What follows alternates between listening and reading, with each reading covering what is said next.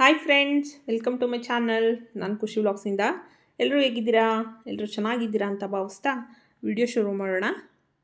ಇವತ್ತು ಇದು ಸೋಮವಾರದ ವಿಡಿಯೋ. ಸೋಮವಾರ ತಗೊಂಡಿರೋ ಅಂಥ ವಿಡಿಯೋ ಕ್ಲಿಪ್ಪಿಂಗ್ಸ್ ಇದೆಲ್ಲ. ನಮ್ಮ ತೋಟದಲ್ಲಿ ಒಂದು ಹಲಸಿನ ಮರ ಇದೆ. ಅದರಲ್ಲಿ ಬಿಡುವಂಥ ಮೊದಲನೇ ಹಲಸಿನ ಹಣ್ಣನ್ನು ನಾವು ಕೋಡಿಹಳ್ಳಿ ಆಂಜನೇಯ ಸ್ವಾಮಿಗೆ ಮೊದಲನೇ ಹಣ್ಣನ್ನು ಚರ್ಪು ಮಾಡಿಸಿ ನೈವೇದ್ಯ ಮಾಡಿಸ್ತೀವಿ.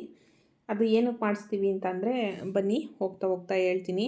ನೋಡಿ, ನಮ್ಮ ಮನೆಯವರು ಬೆಳಗ್ಗೆನೇ ಹಲಸಿನ ಹಣ್ಣು ಮನೇಲಿ ಪೂಜೆ ಎಲ್ಲ ರೆಡಿ ಮಾಡ್ಕೊಳ್ತಾ ಇದ್ವಿ. ನಾವು ಒಳಗಡೆ ಅವರು ಹಲಸಿನ ಹಣ್ಣು ಕುಯ್ದುಬಿಟ್ಟು ಚರ್ಪಿಗೆ ರೆಡಿ ಮಾಡ್ಕೊಡ್ತೀನಿ, ನೀವೆಲ್ಲ ಪೂಜೆಗೆ ಒಳಗಡೆ ರೆಡಿ ಮಾಡ್ಕೊಳ್ರಿ ಅಂತ ಹೇಳಿ ಹಲಸಿನ ಹಣ್ಣು ಕುಯ್ತಾಯಿದ್ರು.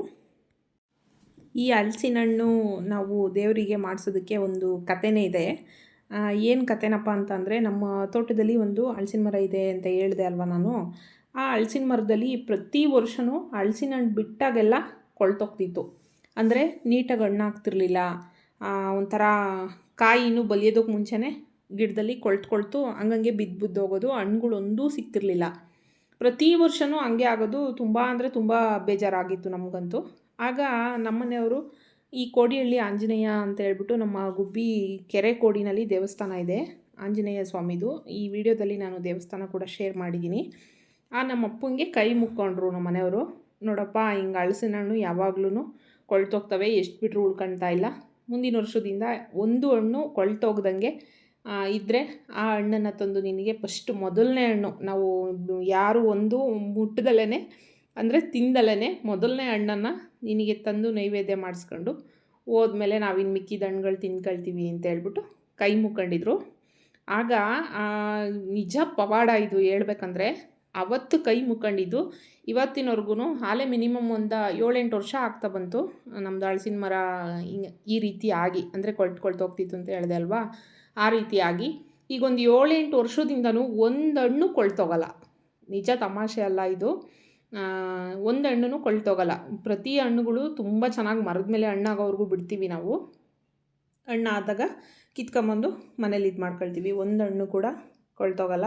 ತುಂಬ ಅಂದರೆ ತುಂಬ ಟೇಸ್ಟಿಯಾಗಿರುತ್ತೆ ಈ ಹಲಸಿನ ಹಣ್ಣು. ನೋಡಿ, ನಮ್ಮ ಮನೆಯವರು ಕಟ್ ಮಾಡ್ತಾಯಿದ್ದಾರೆ.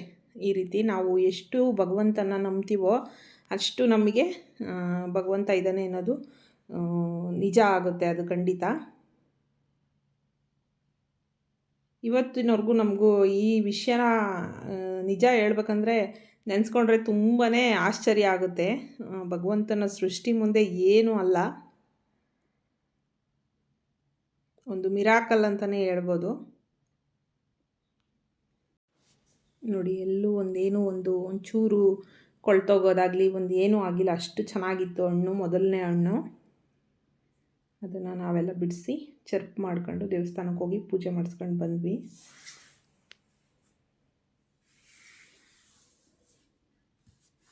ತುಂಬ ಅಂದರೆ ತುಂಬ ತೊಳೆ ಇರ್ತವೆ.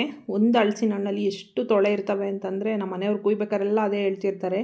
ಯಾರಾದರೂ ಈ ಬೀದಿ ಮೇಲೆಲ್ಲ ಮಾರ್ಕೊಳ್ತಾರಲ್ವ ಹಣ್ಣುಗಳ ಅಂಗಡಿ, ಅಂದರೆ ಹಲಸಿನ ತೊಳೆ ಮಾರ್ತಾರಲ್ಲ, ಅವ್ರಿಗೇನಾದರೂ ಒಂದು ಹಣ್ಣು ಇದೇನಾದರೂ ಸಿಕ್ತು ಅಂದರೆ ಎಷ್ಟು ದುಡ್ಡು ಮಾಡ್ಕೊಳ್ತಾರೆ ಅವರು. ತುಂಬ ಚೆನ್ನಾಗಿರುತ್ತೆ ಹಣ್ಣು ಅಂತ ಹೇಳಿ ಹೇಳ್ತಿರ್ತಾರೆ. ನಮ್ಮ ಮಾವನವರು, ಅಂದರೆ ತೀರೋ ಹೋಗಿದ್ದಾರಲ್ವ ನಮ್ಮ ಮನೆಯವ್ರ ಅಪ್ಪಾಜಿ, ಅವ್ರು ಹಾಕಿದ್ದಂಥ ಹಲಸಿನ ಮರ ಇದು ನಮ್ಮ ತೋಟದಲ್ಲಿ.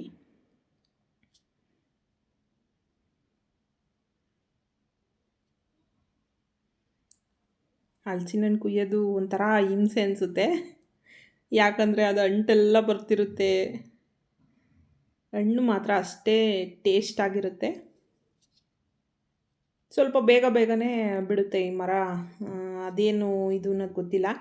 ಸೀಸನ್ ಸ್ಟಾರ್ಟ್ ಆಗೋದಕ್ಕಿಂತ ಮುಂಚೆನೇ ಹಣ್ಣು ಬಿಟ್ಟಿದೆ ನೋಡಿ. ಈಗ ಇವತ್ತು ಸೋಮವಾರ ಕುಯ್ದಿದ್ದೀವಿ ಅಂತಂದರೆ ಇನ್ನು ಬಿಡ್ತಲೇ ಇರುತ್ತೆ. ವಾರದಲ್ಲಿ 2-3 ಹಣ್ಣು ಪೂರ್ತಿ ಮರದಲ್ಲಿರೋದು ಖಾಲಿ ಆಗೋವರೆಗೂ ಸಿಗ್ತಾನೆ ಇರುತ್ತೆ ಹಲಸಿನ ಹಣ್ಣು.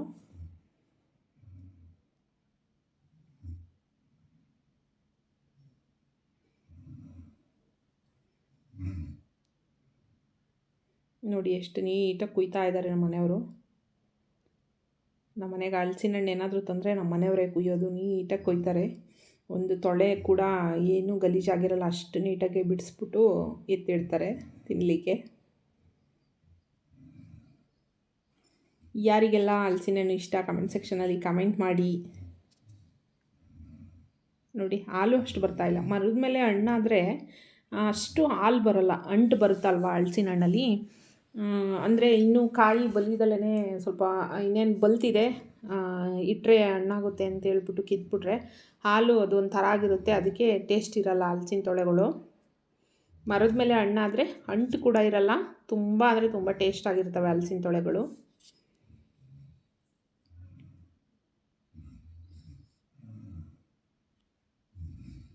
ನೋಡಿ ಎಲ್ಲ ನೀಟಾಗಿ ಕ್ಲೀನ್ ಮಾಡ್ತಾ ಇದ್ದಾರೆ ಅಂಟೆಲ್ಲನ.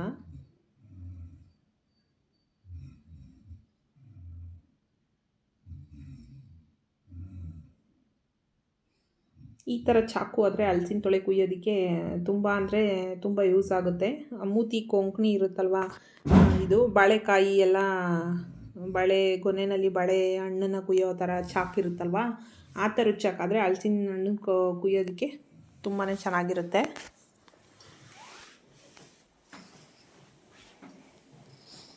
ನೋಡಿ ಒಂಚೂರು ಅಂಟಿಲ್ದಂಗೆ ಎಷ್ಟು ನೀಟಾಗಿ ಕ್ಲೀನ್ ಮಾಡ್ತಾ ಇದ್ದಾರೆ.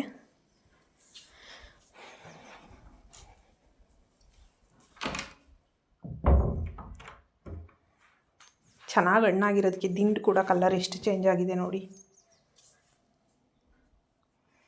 ಕೆಲವೊಂದು ಸಲ ಮರದಲ್ಲಿ ಹಣ್ಣಾಗಿರ್ತವೆ, ನಾವು ಒಂದೊಂದು ಸಲ ಅಂದರೆ ಡೈಲಿ ಪ್ರತಿನಿತ್ಯ ಏನು ತೋಟದ ಕಡೆ ಹೋಗ್ತಿರಲ್ಲ, ಯಾವಾಗಾದರೂ ಹಿಂಗೆ ತೋಟದ ಕಡೆ ಹಿಂಗೆ ಹೋದಾಗ ನೋಡ್ಬಿಟ್ಟು ಕಿತ್ಕೊಂಬರೋದು. ನಮ್ಮ ಭಾವ ಅವರಾಗಲಿ ನಮ್ಮ ಅಕ್ಕ ಓರ್ಗೀತಿ ಕೂಡ ಹೋಗ್ತಾ ಇರ್ತಾರೆ ತೋಟದ ಕಡೆ. ನಾವು ಸ್ವಲ್ಪ ಕಮ್ಮಿನೇ ಹೋಗೋದು ತೋಟದ ಹತ್ರ.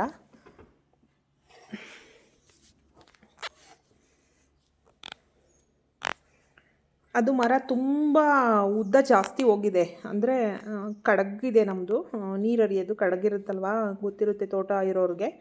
ಆ ಕಡಗಿನ ಏಣಿಗೆ ಹಾಕಿದ್ದಾರೆ ನಮ್ಮ ಮಾವನವರು ಹಲಸಿನ ಮರನ. ದೊಡ್ಡ ಮರ ಏನಲ್ಲ, ವರ್ಷದಲ್ಲಿ ಒಂದು 20-30 ಹಣ್ಣುಗಳನ್ನು ಬಿಡುತ್ತೆ ಅಷ್ಟೇ. ಬಟ್ ಸಾಕಾಗುತ್ತೆ ನಮಗೆ, ಮನೇಲೆಲ್ಲ ಮಕ್ಳುಗಳೆಲ್ಲ ತಿನ್ನೋದಕ್ಕೆ ಸಾಕಾಗುತ್ತೆ. ಆದರೂ ಕೂಡ ನಾವು ಹೊರಗಡೆ ತಂದು ತಿಂತಿರ್ತೀವಿ ಹಲಸಿನ ಹಣ್ಣು. ಸೀಸನಲ್ಲಿ ಸಿಗೋ ಅಂಥ ಹಣ್ಣುಗಳನ್ನು ತಿನ್ನಬೇಕು. ಮಾವಿನ ಹಣ್ಣಾಗಲಿ, ಹಲಸಿನ ಹಣ್ಣಾಗಲಿ, ಕಲ್ಲಂಗಡಿ ಹಣ್ಣಾಗಲಿ. ಈಗಂತೂ ಈ ಬೇಸಿಗೆಗೆ ಹಣ್ಣುಗಳೇ ಊಟ, ಆ ರೀತಿ ಆಗೋಗ್ಬಿಟ್ಟಿದೆ. ಅಷ್ಟು ಬಿಸಿಲು ಸ್ಟಾರ್ಟ್ ಆಗಿದೆ ಆಲೆ. ಇನ್ನಂತೂ ಕಲ್ಲಂಗಡಿ ಹಣ್ಣು, ಕರ್ಬೂಜ ಹಣ್ಣು ಇವೆಲ್ಲ ಸಿಕ್ಕಾಬಟ್ಟೆ. ಇವುಗಳನ್ನೆಲ್ಲ ಜ್ಯೂಸ್ ಮಾಡಿ ಕುಡಿತಾನೆ ಇರಬೇಕು. ಸ್ವಲ್ಪ ಮಳೆ ಬರೋವರೆಗೂ ಈ ವಾತಾವರಣ ಬಿಸಿಲು, ಕಾಯಿಲೆಗಳು ಜಾಸ್ತಿ, ಜ್ವರ ತುಂಬ ಅಂದರೆ ವೆದರು ಚೇಂಜ್ ಆಗಿದೆ ಅಲ್ವಾ. ಈಗ ಬಿಸಿಲು ಸಿಕ್ಕಾಬಟ್ಟೆ, ತುಂಬ ಕಷ್ಟ. ಎಲ್ಲ ಕಡೆ ಅಮ್ಮ ಆಗ್ತಾಯಿದೆ, ಮತ್ತು ಈ ಗದ್ಕಟ್ಟು ಅಂತ ಹೇಳ್ತಾರಲ್ವ ಅದೆಲ್ಲ ಆಗ್ತಾಯಿದೆ ಬಿಸಿಲಿನ ಇದಕ್ಕೆ, ತಾಪಕ್ಕೆ. ತುಂಬ ಈಟ್ ಅಲ್ವಾ ಬಿಸಿಲು, ಹಾಗಾಗಿ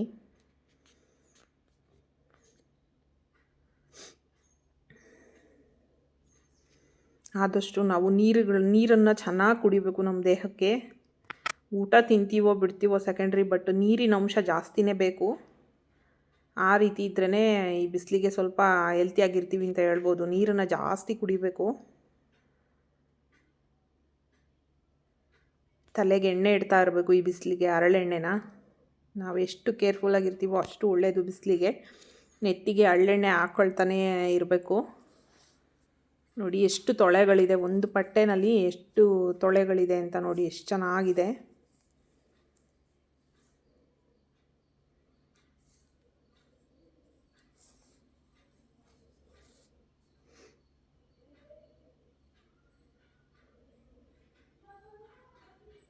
ಇಷ್ಟೊಂದು ಚರ್ಪಾಗಿತ್ತು ತುಂಬ. ಅಂದರೆ ಅಲ್ಲಿ ದೇವಸ್ಥಾನದ ಹತ್ರ ಚರ್ಪನ ಎಲ್ಲರಿಗೂ ಕೊಡ್ತೀವಲ್ವ, ಹಾಗಾಗಿ ಒಂದು ಹಣ್ಣು ಪೂರ್ತಿ ಮಾಡ್ಕೊಂಡು ತಗೊಂಡೋಗಿದ್ವಿ. ಇಲ್ಲಿ ನಾನು ದೇವ್ರ ಮನೇಲಿ ಸ್ವಲ್ಪ ಇಟ್ಟಿದ್ದೆ, ಮನೆಯಲ್ಲಿ ದೇವ್ರ ಮನೇಲಿ ಒಂದು ಸ್ವಲ್ಪ ಇಟ್ಟು, ಇನ್ನು ಮಿಕ್ಕಿದ ಪೂರ್ತಿ ಬಾಕ್ಸಲ್ಲಿ ಹಾಕ್ಕೊಂಡು ಸ್ವಾಮಿಗೆ ತಗೊಂಡೋಗಿದ್ದೆ.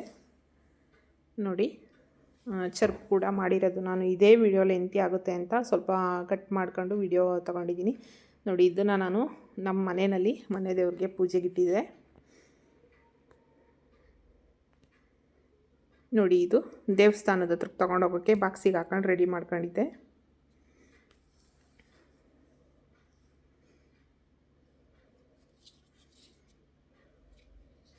ನಾವು ಹಲಸಿನ ಹಣ್ಣಿನ ಚರ್ಪಿಗೆ ಸಕ್ಕರೆ ಹಾಕಿದ್ರೆ ಅಷ್ಟು ಚೆನ್ನಾಗಿರಲ್ಲ, ಬೆಲ್ಲ ಹಾಕಿದ್ರೇ ಅದು ಟೇಸ್ಟು ತುಂಬ ಅಂದರೆ ತುಂಬ ಚೆನ್ನಾಗಿರುತ್ತೆ. ಬೆಲ್ಲ ಮತ್ತು ಹಸಿ ತೆಂಗಿನಕಾಯಿಯನ್ನು, ಫ್ರೆಶ್ ತೆಂಗಿನಕಾಯಿಯನ್ನು ಹಾಕಿದ್ರೆ ಸಖತ್ತಾಗಿರುತ್ತೆ ಹಲಸಿನ ಹಣ್ಣಿನ ಚರ್ಪು. ನಿಜ, ಒಂದು ಬಟ್ಲು ತಿಂತಿದ್ದವರು 2-3 ಬಟ್ಲು ತಿಂತಾರೆ, ಅಷ್ಟು ಚೆನ್ನಾಗಿರುತ್ತೆ. ಬಟ್ ಬೆಲ್ಲ ಕಂಟ್ರೋಲಾಗಿ ಹಾಕಬೇಕು, ಯಾಕಂದರೆ ಎಣ್ಣೆ ಸ್ವೀಟ್ ಇರುತ್ತೆ ಅಲ್ವಾ, ಹಾಗಾಗಿ ಬೆಲ್ಲನ ಸ್ವಲ್ಪ ಲೈಟಾಗಿ ಹಾಕ್ಕೊಳ್ಬೇಕು. ನೋಡಿ, ನಾನು ಸೋಮವಾರ ದಿವಸ 3 ದೇವಸ್ಥಾನಕ್ಕೆ ಹೋಗಿ ಬಂದ್ವಿ. ನಮ್ಮ ಮನೆಯವರು ನಾನು, ಮಕ್ಕಳೆಲ್ಲ ಸ್ಕೂಲ್ಗೆ ಹೋದರು. ಎಕ್ಸಾಮ್ಗಳು, ಓರಲ್ ಎಕ್ಸಾಮ್ ನಡೀತಾ ಇದೆ. ನಮ್ಮ ಮನೆಯವರು ನಾನು ಇಬ್ಬರೂ 3 ದೇವಸ್ಥಾನಕ್ಕೆ ಹೋಗಿ ಬಂದ್ವಿ ಸೋಮವಾರ. ನಾವು ಪ್ರತಿ ಸೋಮವಾರ ಚನ್ನಬಸವೇಶ್ವರ ಸ್ವಾಮಿಗೆ, ನಾನು ಓದ್ ವಿಡಿಯೋದಲ್ಲಿ ತೋರಿಸಿದ್ದೀನಿ, ನಮ್ಮ ಗೋಸಲ ಚನ್ನಬಸವೇಶ್ವರ ಸ್ವಾಮಿದು ಜಾತ್ರಾ ಮಹೋತ್ಸವ ನಡೀತು ಅಂತ, ಅಲ್ಲಿ ಕೂಡ ಪೂಜೆ ಮಾಡಿಸ್ಕೊಂಬರ್ಬೇಕು. ಪ್ರತಿ ಸೋಮವಾರನೂ ಮಾಡಿಸ್ಕೊಂಡು ಬರ್ತೀವಿ ಚನ್ನಬಸವೇಶ್ವರ ಸ್ವಾಮಿಗೆ. ನೋಡಿ, ಹೊರಟ್ವಿ. ಇದು ಸುಮಾರು ಒಂದು 11 ಗಂಟೆಗೆ ಹೊರಟಿರೋದು. ನಿಜ ಕಾರಲ್ಲಿ ಕೂತ್ಕೊಂಡಿದ್ರು ಕಣ್ಣು ಬಿಡೋಕ್ಕಾಗ್ತಿರ್ಲಿಲ್ಲ, ಅಷ್ಟು ಬಿಸಿಲು, ಸಿಕ್ಕಾಬಟ್ಟೆ ಬಿಸಿಲು. ನೋಡಿ, ಭಾನುವಾರ ತೇರಿಂದು ವಿಡಿಯೋ ಹಾಕಿದ್ದೀನಲ್ವ, ನೋಡಿದ್ದೀರಾ? ನೋಡಿ, ನಿನ್ನೆ ಇಷ್ಟೊತ್ತಿನಾಗ, ಅಂದರೆ ಭಾನುವಾರ ಮಧ್ಯಾಹ್ನ ನಾವು ಹೋಗಿದ್ದು 11 ಗಂಟೆ ಟೈಮಲ್ಲಿ ಸಿಕ್ಕಾಬಟ್ಟೆ ಅಂದರೆ ಹೇಳೋಕ್ಕೆ ಅಸಾಧ್ಯ. ಸೂಜಿ ಚುಚ್ಚಕ್ಕೆ ಜಾಗ ಇರಲಿಲ್ಲ, ಅಷ್ಟು ಜನ ಇತ್ತು ತೇರಿಗೆ. ಬಟ್ ನೋಡಿ, ಸೋಮವಾರ ಬೆಳಗ್ಗೆ ನೀನು ಎನ್ನೋರಿಲ್ಲ ಅಲ್ಲಿ ರೋಡಲ್ಲಿ ಹಾಗೆ. ನೋಡಿ, ಇಲ್ಲಿ ಕೋಡಿಯಲ್ಲಿ ಆಂಜನೇಯ ದೇವಸ್ಥಾನ ಅಂತ ಬಂದ್ವಿ. ಇದು ಗುಬ್ಬಿಕೆರೆ ಕೋಡಿಬಾಯಿ ಅಂತ ಹೇಳ್ತಾರಲ್ವ, ಕೋಡಿ ಬೀಳುತ್ತೆ, ಕೆರೆ ಕೋಡಿ ಹೋಗುತ್ತೆ, ಕೋಡಿ ನೀರು ಹೋಗ್ತಾ ಇದೆ ಅಂತ ಊರುಗಳಲ್ಲೆಲ್ಲ ಗೊತ್ತಿರುತ್ತೆ, ಕೆರೆಗಳಿರುತ್ತಲ್ಲ ಹಳ್ಳಿಗಳ ಕಡೆ ಎಲ್ಲ, ಆ ಥರ. ಆ ಕೆರೆ ಕೋಡಿನಲ್ಲಿ ಇದೆ ಈ ಆಂಜನೇಯ ಸ್ವಾಮಿ. ತುಂಬ ಪವರ್ಫುಲ್ಲು ದೇವರಂತಲೇ ಹೇಳ್ಬೋದು.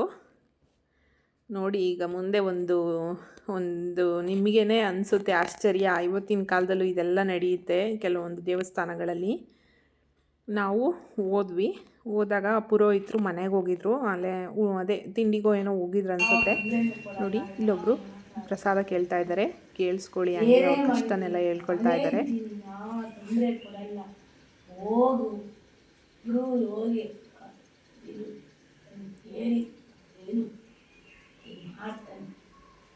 ಕೊಡಿಸಿ ಕೇಳು, ನಾನು ಕುಸ್ತೀನಿ, ಬಿಡುವಲ್ವಾ?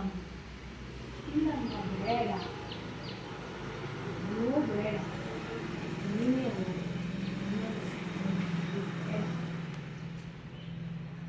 ಹೇಳು.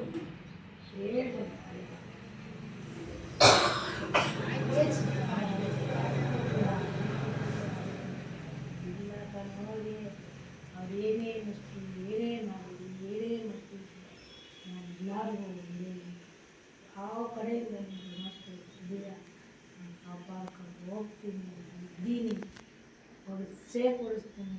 ಧರ್ಮ ರೀತಿ ಹೊರತು ಅನ್ಯಾಯ ರೀತಿ ಇಲ್ಲ ಕಣೆ. ಅದು ಕುಸ್ತೀನಿ ಕಣೆ. ಹೋಗಿ ಇಬ್ಬರೂ ಹೋದ್ರೆ ಕೊಟ್ಟಾಗಿತ್ತು, ಬಿಡುಬಲ್ವಾ? ಇಲ್ಲ ಕಣೆ, ಲಯೋ ಬಿಡು, ಹೇಳಿ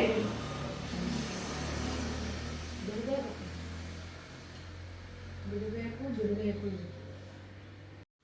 ನೋಡಿದ್ರಲ್ಲ, ಅವ್ರ ಕಷ್ಟನ ಹೇಳ್ಕೊಳ್ತಾ ಇದ್ದಾರೆ ದೇವ್ರ ಹತ್ರ. ಇದು ನೋಡಿ, ಪಕ್ಕದಲ್ಲಿ ರಂಗನಾಥ ಸ್ವಾಮಿ ಇದೆ, ಇಲ್ಲೂ ಕೂಡ ಪೂಜೆ ಮಾಡಿಸ್ಕೊಂಡು ಬರ್ತೀವಿ ನಾವು. ಆಂಜನೇಯ ಸ್ವಾಮಿಗೂ ಪೂಜೆ ಮಾಡಿಸ್ಕೊಂಡು ರಂಗನಾಥ ಸ್ವಾಮಿಗೂ ಕೂಡ ಪೂಜೆ ಮಾಡಿಸ್ಕೊಂಡು ಬರ್ತೀವಿ. ಇದು ಕೂಡ ತುಂಬ ಚೆನ್ನಾಗಿದೆ ದೇವರು. ನೋಡಿ, ಇದು ಕರಿತಿಮ್ಮಪ್ಪ, ಸಾರಿ ಅರಿಗೆ ಅಂತ ಆಡಿಸ್ತಾರೆ. ಇದನ್ನು ಅರಿಸೇವೆಗಳಲ್ಲಿ ದೇವರನ್ನು ಉತ್ಸವಕ್ಕೆ ತಗೊಂಡೋಗ್ತಾರೆ, ಅಂದರೆ ಅರಿಸೇವೆ ಅಂತ ಮಾಡ್ತಾರೆ, ತುಂಬ ಚೆನ್ನಾಗಿರುತ್ತೆ. ಅದು ಕೂಡ ನಮ್ಮ ಮನೆಯಲ್ಲಿ ಕೂಡ ಮಾಡ್ತೀವಿ. ಅದನ್ನು ನಾನು ನಮ್ಮ ಮನೇಲಿ ಮಾಡಿದಾಗ ನಿಮ್ಮೊಟ್ಟಿಗೆ ಶೇರ್ ಮಾಡ್ಕೊಳ್ತೀನಿ. ಇದು ಕರಿಯಣ್ಣ ಕೆಂಚಣ್ಣ ಅಂತ ಹೇಳ್ಬಿಟ್ಟು ಅರಿಗೆ ಆಡಿಸುವಂಥ ದೂತರಾಯರು ಇಬ್ಬರೂ. ನೋಡಿ, ಇದು ಕೆರೆ ಹಿಂದೆಗಡೆ, ದೇವಸ್ಥಾನದ ಹಿಂಭಾಗ ಎಲ್ಲ ಕೆರೆ ವಾತಾವರಣ ತುಂಬ ಅಂದರೆ ತುಂಬ ಚೆನ್ನಾಗಿತ್ತು. ಬಟ್ ಇನ್ನೂ ಹಸ್ರೆಲ್ಲ ಆದಾಗ ಹೋದರೆ ತುಂಬ ಚೆನ್ನಾಗಿರುತ್ತೆ. ತುಂಬ ಖುಷಿಯಾಯಿತು. ವಿಡಿಯೋ ಹೇಗಿತ್ತು, ನಿಮಗೆಲ್ಲ ಹೇಗೆ ಅನ್ನಿಸ್ತು ವಿಡಿಯೋ ಇಷ್ಟ ಆಯಿತು ಅಂತ ಅಂದ್ಕೊಳ್ತೀನಿ. ವಿಡಿಯೋ ಇಷ್ಟ ಆದರೆ ಒಂದು ಲೈಕ್ ಕೊಡಿ, ಮತ್ತು ಕಮೆಂಟ್ ಸೆಕ್ಷನಲ್ಲಿ ಕಮೆಂಟ್ ಮಾಡೋದನ್ನು ಮರಿಬೇಡಿ. ಬಾಯ್, ನೆಕ್ಸ್ಟ್ ವಿಡಿಯೋದಲ್ಲಿ ಸಿಗ್ತೀನಿ.